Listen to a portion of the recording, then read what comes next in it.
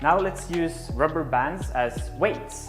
We can literally do everything we could with cables using rubber bands. And when using rubber bands in this way, we need some sort of anchoring point. Now you can be creative and use whatever, if you have a bar somewhere or something to wrap the rubber band around. To make it easy for myself, we're going to use a door, and we're going to create a door anchor with the MultiStrap. We will literally just clip the buckle onto itself, like this, and we throw it on the other side of the door, and it will prevent it from slipping through the door. A very important thing if you're using a door anchor is that you're on the side that the door locks into, not on the side where the door opens, because then you will give it pressure to the opening of the door and it might slip.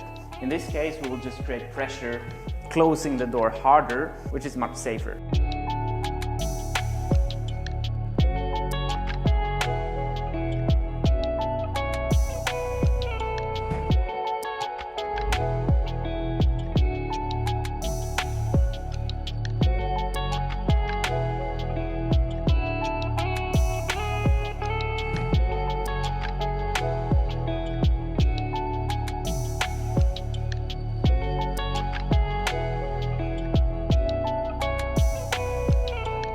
Obviously, like with any band-assisted or resisted exercise, you can decide the tension by the thickness of the band, or you can even combine them. I'm going to go for the middle one, just to show these exercises today. So the exercises I'm going to show you now is going to be the ones that I think is most complementary to bodyweight exercises and makes most sense to use. In a few cases, you don't need an anchor point,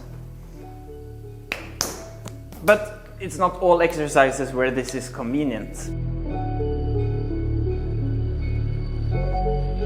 The first exercise I'm going to show is bicep curls, to hit those biceps properly. Use a low anchor point, or you can do a version without using an anchor point as well. The good thing about using an anchor point is that you get a good stretch in your bicep. And this can further promote strength and hypertrophy gains. So this exercise is actually pretty damn awesome. Now, in order to make sure that you get the same amount of resistance each time and that you can gradually progress, just make sure you stand at a consistent place measured away from the anchor point. In this case, let's say I use 3 feet.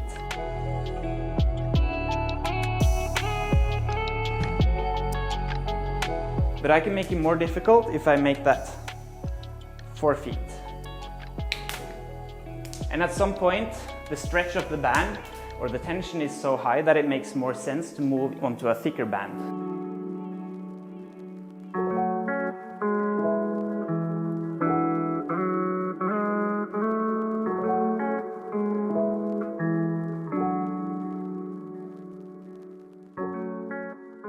Now the next exercise, we're going to do tricep extensions, where we isolate the triceps. Here we're also going to use a low anchor point. We're going to do overhead tricep extensions. So now we wrap the band like this around the buckle instead. We grab onto the band.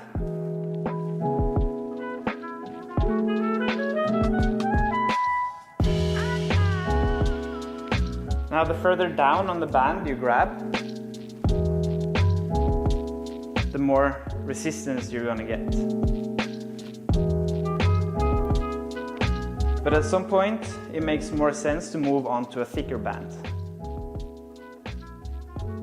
The next one I'm going to show you with the same sort of anchor point is lateral raises. So with a low anchor point, you can walk away until the band is tensioned, and this is 0. Then you can measure your steps away to make it more difficult. So the further away you walk, the more difficult it's gonna get.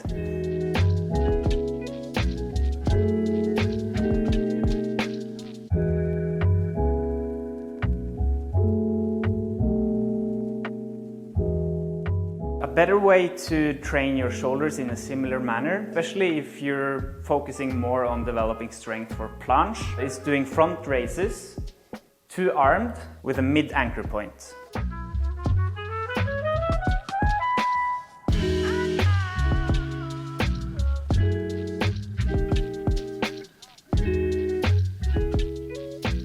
Now sort of the zero is where the band is just being tensioned and you have your hands on the side of your body. And then you can increase tension by walking steps forward. In this case I'm doing 2 steps, and straight arms.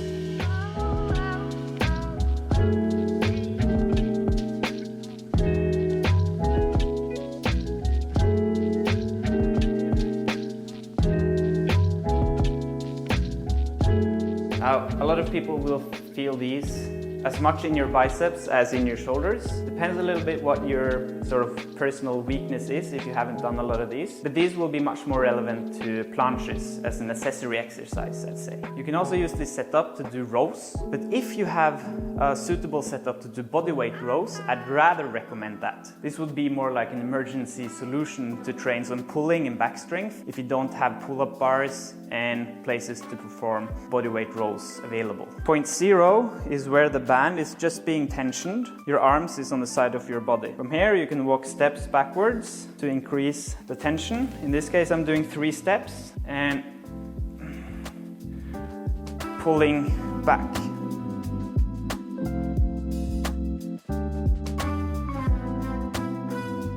Exercises that are super common for injury prevention and also to heal up from an injury is doing exercises targeted on your rotator cuff. So be it external rotation or internal rotation. And with mid-anchor point, again you can use a bar or whatever if you don't have access to this kind of setup. You can double the strap, sit on your knees, and perform internal rotations. Now you really want to focus on getting to a spot where the band anchor is where your hand is when you have a 90 degree. This is a better way to perform them.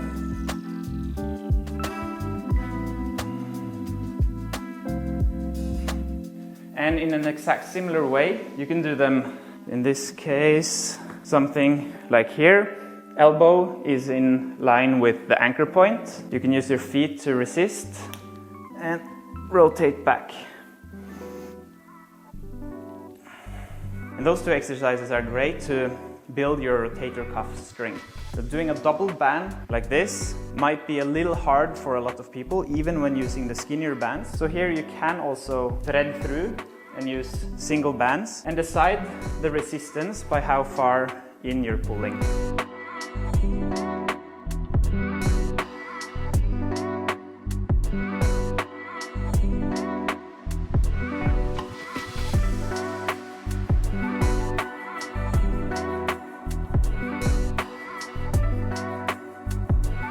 An emergency solution if you don't have a pull-up setup, if you're traveling and don't have access to set up your rings or no pull-up bars in sight, is to do overhead pull-downs. One-armed, I recommend in this case, in order to make it difficult enough to not being lifted up. We use a high anchor point for this.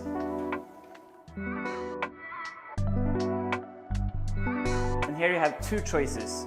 You can sit down and use single band, and then the distance away from the anchor point as a measurement for how intense it's going to be.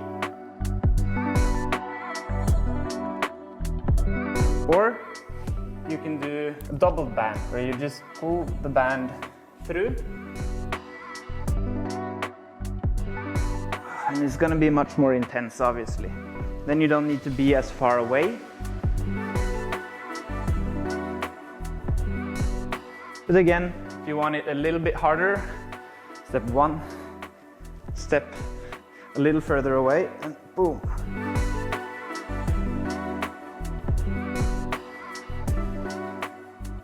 Our last one is going to be a lat pull down. These can be relevant for front levers or if you want to isolate your lats. We're keeping the upper anchor point doubled and we're pulling down like this.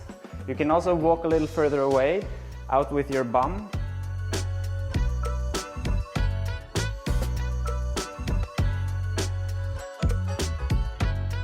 Again, you can increase the tension of the bands by how far away from the anchor point you are. And you can add several bands to combine and mix the different tensions. But in this case also, I'd rather recommend doing front lever training. That's totally up to you. So this was sort of my pick on what exercises I recommend doing with bands. There are hundreds of different ones you could use, especially when considering using the bands, like in the last part of this video, where we sort of use it as a cable resistance machine.